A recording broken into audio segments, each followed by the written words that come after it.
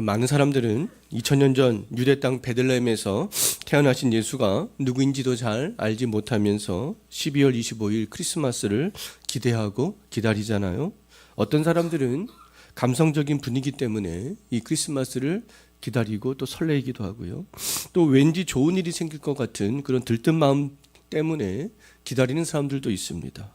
또 어떤 사람들은 도덕적으로 훌륭한 삶을 살았던 분이요, 가난한 자들을 위해서 헌신했던 분이 태어난 날이기 때문에 기다리는 사람들도 있습니다. 그러나 이러한 마음으로 크리스마스를 준비하고 기다리는 것은 예수님이 이 땅에 오신 의미와 맞지 않는 기다림이잖아요. 크리스마스를 기다리고 준비하고 우리가 기쁨으로 맞이하기 위해서는 2000년 전 유대 땅 베들레헴에서 태어나신 그 예수가 누구인지 정확하게 알아야 되겠습니다. 세상에서 예수님이 누구인지 알고 성탄을 맞이하고 기다리는 사람들이 도대체 몇 명이나 될 수 있을까요? 2023년 세계 선교 통계에 의하면요, 세계 80억 인구 중에서 기독교인 비율이 32%인 약 26억 명이라는 통계를 내놨습니다. 근데 이 중에는요, 명목상 그리스도인들도 있고요, 로마 카톨릭 교인들도 있고요, 각종 이단들도 다 포함이 되어져 있습니다. 이 26억의 인구 중에서 실제적으로 성경에서 말씀하는 그 예수 그리스도를 정확히 알고 믿는 사람들은 그리 많지 않을 것으로 봅니다. 2000년 전 예수가 이 땅에 태어났을 때에는 예수님을 온전히 알고 믿었던 사람들은요, 오늘날보다도 훨씬 더 적었습니다. 예수님이 태어났을 때에는요, 예수님을 온전히 믿고 알았던 사람들이 수많은 구약에서 그 메시아가 예언이 되어져 있음에도 불구하고 손으로 셀 수 있을 정도였어요. 예수님의 어머니 마리아와 아버지 요셉, 세례 요한의 아버지 사가랴와 어머니 엘리사벳, 아기 예수를 안고 찬송했던 시몬과 성전에서 아기 예수를 보고 사람들에게 메시아로 증거했던 나이가 많았던 선지자 안나와 밤에 양을 치던 목자들 몇 명과 동방에서부터 예수께 경배하러 왔던 동방박사들 정도만 그 예수님을 정확하게 알았던 거잖아요. 이후에 유대 땅에 살던 많은 사람들은 예수님의 얼굴을 보았고 예수님의 목소리를 들었고 하나님의 아들로서 행하시는 수많은 그 이적을 봤음에도 예수님이 누구인지 그들은 알지 못했습니다. 몇몇 사람들을 제외하고 각계각층에서 있었던 사람들이요, 예수님을 다 알지 못했을 뿐만 아니라 예수님을 적대시했잖아요. 그래서 죽음에 몰아넣었습니다. 유대의 헤롯 왕은 아기 예수를 죽이려고 했잖아요. 예수를 죽이기 위해서 유대 땅 베들레헴과 그 지경 안에 태어났던 2살 아래의 모든 사내를 다 죽이는 그런 잔혹함을 보였습니다.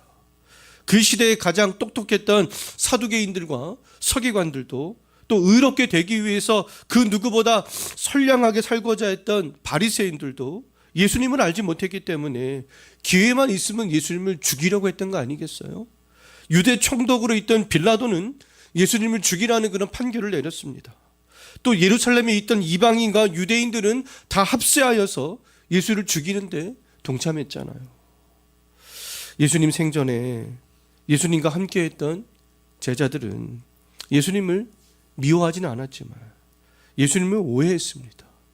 제자들은 주의 나라에서 서로 높은 자리에 앉고자 했고요, 어린아이를 예수님께 나오지 못하게 했고요, 베드로는 예수님이 가시는 그 십자가의 길을 막아서기까지 그렇게 했잖아요. 2000년 전 유대 땅에 살던 사람들은 하나님이 보내실 근데 메시아를 기다리고 있었습니다. 그러나 몇몇 소수의 사람들만 제외하고 많은 사람들은 하나님이 보내신 메시아가 이 땅에 오셨음에도 이 땅에 오신 메시아를 부인했고 적대시했어요. 이 시대에 통계적으로 80억 명 중에 사람들 중에 26억 명이 그리스도인들이지만 하나님이 보내신 예수 그리스도에 대해서 바르게 아는 사람들은 생각보다 굉장히 적을 거예요. 2000년 전 이 땅에 오신 예수님은 요셉과 마리아의 부부 관계를 통해서 태어난 분이 아니잖아요. 가난한 사람들을 돌보고 기득권자들에게 대응했기 때문에 추앙을 받아 마땅한 분이 아니잖아요. 이러한 관점으로 예수를 보는 것은 2000년 전 유대 땅에서 예수님에 대해서 오해하고 예수님을 적대시하던 사람들의 관점과 동일한 거 아니겠습니까? 예수님은 우리와 같은 인간의 몸을 가지신 분이지만 우리와는 근본적으로 다른 분이 되겠습니다. 예수님이 인간의 몸으로 이 땅에 오시기 전부터 하나님과 함께 하셨던 그런 분이잖아요. 하나님과 함께 하셨던 그 예수님께서 수많은 시간 속에서 2000년 전에 인간의 몸으로 이 땅에 오신 것이죠. 어떤 분들은 흘러가는 많은 시간 속에서 2000년 전에 그것도 유대 땅 베들레헴에서 태어난 그분이 왜 구원자가 되는지 의구심을 갖습니다. 2000년 전 유대 땅 베들레헴에서 태어나신 예수를 믿어야 하는 이유는 하나님의 아들로서 그런데 우리를 구원하기 위해서 오신 분이기 때문에 그렇습니다. 그분이 맞아요. 2000년 전 유대 땅 베들레헴에서 태어나신 예수님만이 구약의 많은 예언의 말씀들을 성취하신 유일한 분이기 때문에 그렇습니다. 예수님이 우연히 베들레헴에서 태어난 것이 아니잖아요. 예수님보다 약 700년 전에 살았던 미가 선지자는 이미 미가서 5장 2절에서 예언했습니다. 세상에 많은 사람들은 우연인 것처럼 그렇게 말하지만 우리 그리스도인들은 우연이라고 말하지 않고 하나님의 섭리라고 말을 하잖아요. 갈릴리 나사렛에 살던 요셉과 마리아가 어느 날 갑자기 유대 땅 베들레헴으로 가게 되었습니다. 갈릴리 나사렛에서부터 베들레헴까지는 거리가 있잖아요. 그럼에도 불구하고 그곳으로 가게 되었던 거잖아요. 표면상으로는 로마의 황제 가이사 아구스토가 호적을 명했기 때문에 그렇습니다. 요셉도 유다 사람이었기 때문에 호적을 하기 위해서 갈릴리 나사렛에서부터 베들레헴까지 갔던 것이죠. 그러나 그들은 하나님의 섭리 속에서 베들레헴으로 반드시 가야만 했습니다. 미가서 5장 2절의 말씀을 성취하기 위해서 그랬던 거죠. 예수님은 반드시 베들레헴에서 태어나야만 하셨기 때문에 그렇습니다. 베들레헴에서 태어나신 그분이 유일한 구원자가 될 수 있기 때문에 그런 거 아니겠어요? 미가서 5장 2절의 말씀을 이루기 위해서 로마의 황제 아구스토가 호적을 명한 거 아니겠습니까? 우연처럼 보이지만 하나님의 섭리의 역사였던 것이죠. 로마의 황제를 통하여서 미가서 5장 2절의 말씀이 성취되게 하셨던 거 아니겠어요? 그리고 흘러가는 많은 시간 속에서 2000년 전에 오셔야 했던 이유에 대해서는 갈라디아서 4장 4절 말씀에서 정확히 말씀하고 있습니다. 하나님의 때가 찼기 때문이다. 하나님의 시간이 충만케 되었기 때문이다. 그렇게 말씀하고 있어요. 우리들도 마음에서부터 계획한 것을 실행에 옮기는 날이 있잖아요. 보통 디데이라고 그렇게 얘기를 합니다.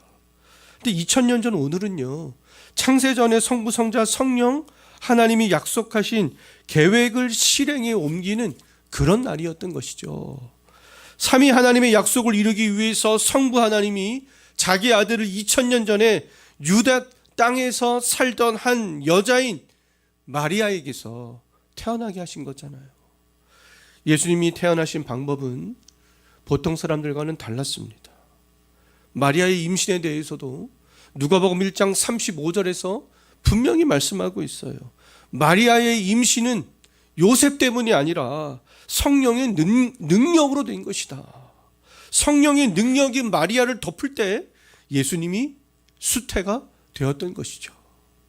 마리아의 아들로 태어난 예수 그리스도는 이 삼위 하나님의 계획에 따라서 성부의 또 보내심을 받고 오신 분이 되겠고요. 성령의 능력으로 이 땅에 오신 그런 분이지 우연히 마리아의 아들로 태어나신 분이 아니다라는 겁니다. 오늘 우리가 읽었던 로마서 8장 22절 다시 한번 보십시오.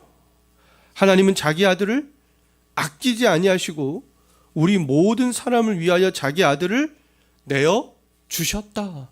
이렇게 말씀하고 있잖아요. 다시 한번 말씀드리지만 예수님이 2000년 전에 베들레헴에서 오신 것은, 마리아의 몸에서 태어나신 것은 우연이 아니다라는 것이죠. 하나님이 보내시는 그런 사건이었다라는 겁니다. 하나님의 계획 가운데, 하나님이 정한 시간 가운데 정확히 일어났던 사건이었던 거죠. 사람들은 약속을 했다가도 자기 상황에 따라서 약속을 변경하거나 그 약속을 쉽게 지키지 않습니다. 사람의 마음은 화장실 갈 때와 또 화장실에서 다녀올 때 마음이 쉽게 달라지잖아요. 또 지금 당장 급한 마음에 무엇이든지 할 수 있는 것처럼 막 맹세를 하고 그 약속을 하지만 상황이 변해버리면 쉽게 그 마음이 변해버립니다. 그러나 하나님은 그렇지 않았어요. 하나님은 창세전에 삼위 하나님께서 서로 협약하셨던 그 협약을 이루기 위해서 하나님이 정한 시간에 정확하게 자기 아들을 이 땅에 보내셨던 거죠. 우리는 우리의 자녀들을 험한 곳으로 보내려고 하지 않지만 하나님은 그렇게 하시지 않으신 것을 알 수 있습니다. 하늘 영광 중에 자기와 함께 있던 가장 귀중한 아들을 낮고 천한 이 땅에 보내신 거 아니겠어요? 자기 아들이 가는 곳이 험지 중에 험지인 것을 알면서도 그 보내시는 하나님의 마음이 어떠했는가? 어떤 마음으로 이 땅에 보내셨는가? 32절 한번 보십시오. 그 하나님이 자기 아들을 이 땅에 보낼 때 마음이 어떠했습니까? 아까워하지 않았다. 기꺼이 보내셨다라는 것이죠. 자기 아들을 험지로 보내면서도 아까워하지 않고 이 땅에 보내신 이유가 그 무엇 때문이라고 말씀하고 있는지, 누구를 위해서 그렇게 하셨는지 32절 다시 한번 보십시오. 누구를 위해서 그렇게 하셨습니까? 우리를 위해서 그렇게 하셨다. 하나님은 우리를 위해서 자기 아들을 주도적으로 내어주셨습니다. 하나님이 자기 아들을 내어주셨다고 했는데 그럼 하나님이 자기 아들을 어디에다가 내어주셨는가?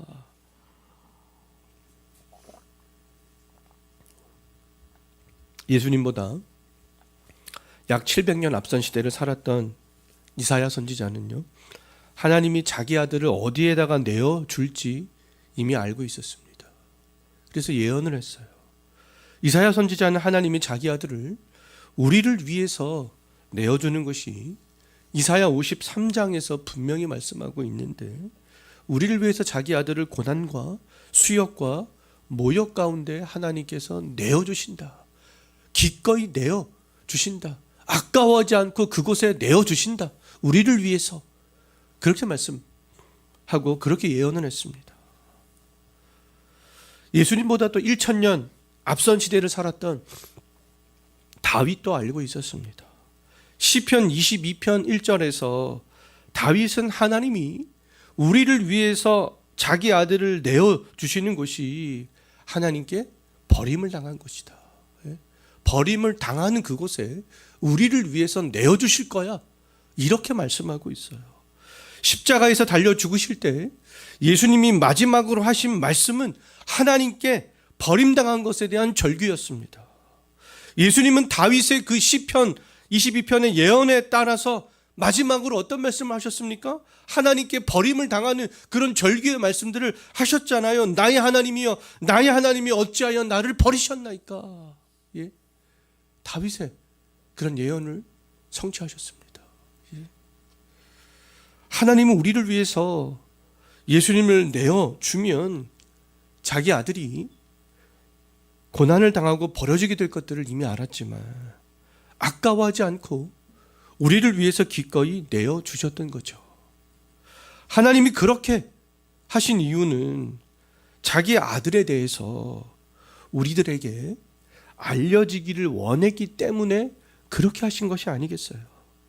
하나님은 자기 아들이 온전히 우리에게 알려지기를 원했기 때문에 이미 미가 선지자와 이사야 선지자와 이 다윗과 같은 왕에게 자기 아들에 대해서 이미 예고했던 것이죠. 나의 아들은 이런 예고에 따라서 이런 일들을 반드시 하게 될 거야. 그 아들은 반드시 유대 땅 베들레헴에서 태어난 아들일 거야. 그 아들은 이런 일들을 하게 될 거야. 다 예언하셨던 것이죠. 누구를 위해서요? 우리를 위해서. 우리가 그 아들을 정확히 알아야 우리의 죄값이 용서를 받을 수 있기 때문에 그런 거 아니겠습니까? 어떤 분은 하나님이 말씀 한마디로 우리를 구원해 주시지, 하나님께서는 말씀으로 이 세상을 만드신 능력이 있으신 분인데 그렇다면 말씀 단 한마디로만 우리를 구원해 주시지 왜 꼭 자기 아들을 이런 고난에다가 밀어넣고 버림 가운데 내어주셔야 했는가 질문을 하기도 합니다. 그런데 하나님은 물론 말씀으로 우리를 죄 가운데 구원하실 수 있죠. 그러나 하나님은 그렇게 하실 수는 없었습니다. 왜냐하면 하나님의 본성상 그렇게 할 수 없기 때문에 그런 거예요. 하나님의 본성상 말씀 한마디로 너희들 죄를 용서한다, 사한다, 이렇게 할 수가 없었던 거죠. 하나님은 본성상 죄에 대해서는요 침묵할 수 없는 분이기 때문에 그렇습니다. 사람에게도 동물과 구별이 되는 본성이 있듯이 하나님에게도 창조주로서 가지는 그런 본성이 있잖아요. 하나님의 본성은 뭐겠습니까? 죄와 함께 하실 수 없는 거예요. 그럼 죄를 반드시 심판하시는 겁니다. 그것이 하나님의 본성이에요. 성경에서 말하는 죄는 하나님이 하라고 하는 것을 하지 않거나 하지 말라고 하는 것이 죄가 되는 거잖아요. 하나님을 아는 지식의 저자 제임스 패커는 하나님은 우리를 꼭 구원하거나 죄악 가운데 있는 우리를 반드시 사랑할 필요는 없다, 그렇게 얘기했습니다. 하나님께서 우리를 반드시 사랑해야 될 필요는 없는 게 맞는 거 아니겠습니까? 그러나 하나님은 죄는 꼭 심판해야 된다, 그것이 본성이기 때문에 그렇습니다. 죄인을 사랑하거나 구원하는 것은요 하나님의 속성이 아니지만 죄를 심판하시는 것은 하나님의 속성이기 때문에 하나님께서는 말 한마디로 우리를 구원해 주실 수가 없는 것이 되는 것입니다. 하나님은 최초의 인류인 아담이 범죄했을 때부터 모든 죄를 간과하지 않으시고 그 책임을 물으셨잖아요. 아담과 하와에게도 그 책임을 물으셨습니다. 죄인에 대해서 분노하시는 것은요 하나님의 속성이기도 하지만 또 우리의 속성이기도 합니다. 하나님과 우리는 공유하는 속성들이 있잖아요. 공유가 되지 않는 속성도 있습니다. 그런데 죄에 대해서 분노하는 것은 하나님의 속성이기도 하지만 우리의 속성이기도 한 것이 아니겠어요. 때문에 우리들도 죄인이 처벌받아야 하는 것에 대해서 동의하잖아요. 오히려 죄인이 처벌받지 않은 것에 대해서 분노하잖아요. 흉악한 죄인이 있는데 그 죄인이 죄를 하나도 처벌받지 않는다, 오히려 그 죄에 대해서 처벌받지 않고 깨끗하게 다 용서함을 받는다, 그러면 어떻게 되겠습니까? 오히려 우리에게도 분노하는 마음들이 드는 거 아니겠어요? 우리는 죄에 대해 분노하시고 죄를 심판하시는 하나님의 그런 속성을 기억해야 되는 것이죠. 하나님은 하나님의 진노를 우리에게 쏟아붓지 않으시고 자기의 아들에게 근데 대신 쏟아 부으셨던 거예요. 그 아들을 알리기 위해서 이 구약을 통해서 자기 아들을 예고하셨던 거죠. 2000년 전 예수님이 이 땅에 오신 이유는 우리들이 받아야 할 하나님의 그 진노의 심판을 대신 받기 위해서 오신 것입니다. 하나님은 죄인인 우리들이 받아야 할 그 진노의 그 죄를 자기 아들이 대신 받게 하기 위해서 자기 아들을 아끼지 않고 내어주셨던 거죠. 죄인인 우리들은 그 일들을 할 수 없기 때문에 하나님은 자기 아들에게 그 일들을 맡기신 것이 아니겠어요. 자, 12월 25일이 예수님이 실제로 태어난 날이 아닐지라도 예수님의 탄생은 역사적으로 우리의 구원을 위해서 중요한 사건이 되겠습니다. 우리가 성탄을 감사하고 기뻐해야 하는 이유는 우리가 할 수 없는 우리의 죄의 문제를 해결하기 위해서 하나님이 예수님을 내어준 첫날이기 때문에 그렇습니다.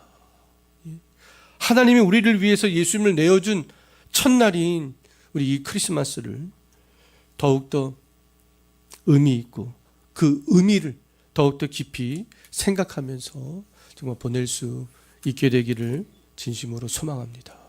우리 기도하겠습니다.